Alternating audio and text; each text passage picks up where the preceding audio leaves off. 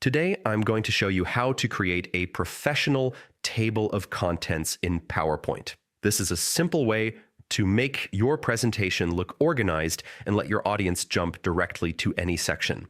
Let's get started. First, add a new blank slide near the beginning of your presentation. This will serve as your table of contents.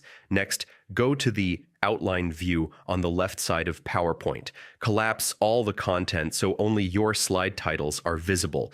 Select and copy the main headings of your slides. Now head back to your new slide, insert a text box, and paste those titles into it. You've now got the basic structure of your table of contents. To make it interactive, we'll add hyperlinks. Highlight the first title in your list, then go to the Insert tab and click Link. In the dialog box, choose Place in this document. From the slide titles that appear, pick the slide that matches the heading you selected and hit OK. Repeat this process for each title so every entry in your table of contents is clickable.